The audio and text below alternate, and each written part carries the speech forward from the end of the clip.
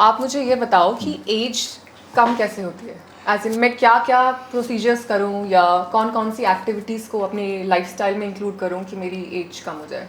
Procedures तो generally cosmetic clinics करते हैं और ये सब चीज़ें एक पार्ट है।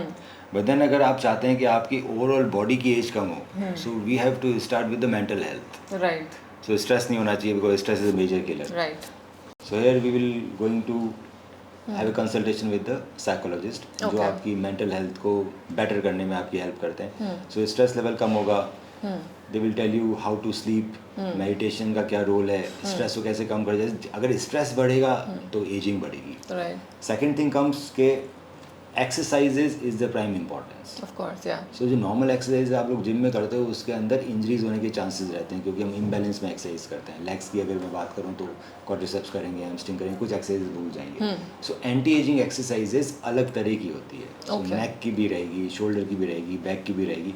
सो there will be anti ageing coach who is going to guide you how to do exercises. That will help for anti ageing. पर there is some different kind of exercises जो आपको जिम से अलग है। Okay is the guidance of physiotherapist and strength and conditioning coach and orthopedic surgeon। तीनों मिलके आपका एक क्यूरेट करेंगे exercises plans. Second thing diet is very important. So खाने में क्या खाना है, कैसे खाना है, इंटरमिटेंट फास्टिंग क्या होती है, फास्टिंग से कितना बेनिफिट मिलता है। बिकॉज अगर आप फास्टिंग करते हैं तो डेफिनेटली आपकी एज कम होती है क्योंकि ऑटोफेजी होती है आफ्टर 12 आवर्स।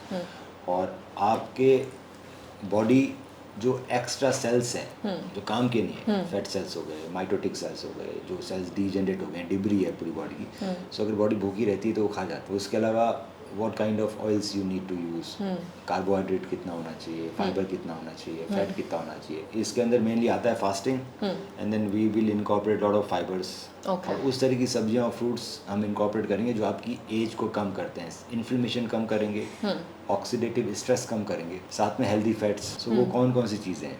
इसके बाद आता है हमारा सप्लीमेंट्स कि there are so many supplements which is going to reduce your age. जैसे हमारी एज बढ़ती है सो NADH लेवल बॉडी का कम होता रहता है। NADH is primary energy source of mitochondria. Age बढ़ती है तो हमारा जो DNA का रिपेयर है वो कम होने लगता है बिकॉज NADH कम होता है। सो NMN इज़ देयर। NMN आपके NADH लेवल को हाई रखता है। इसके अलावा किसी को अगर वेट लॉस करना है तो ग्रीन टी एक्सट्रैक्ट ले सकते हैं। ALA and quercetin is powerful antioxidants. Creatine लेना ज़रूरी है, प्रोटीन ले, तो जो भी नॉलेज है कि विटामिन D की डोज कितनी होनी चाहिए और कौन कौन से सप्लीमेंट्स लेने चाहिए, that is we are going to help you, we are make a plan for you depending upon your age. कुछ और कोई डिजीजेस तो नहीं है। इसके अलावा मेल फीमेल।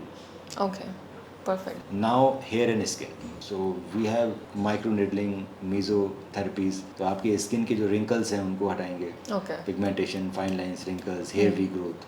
सो ओवरऑल जब पूरी बॉडी की रिवर्स एज करेंगे then you are gonna look great right got it. When you turn 60। हाँ पर उसका काम आज से चालू करना है। Is a holistic approach of reversing the as.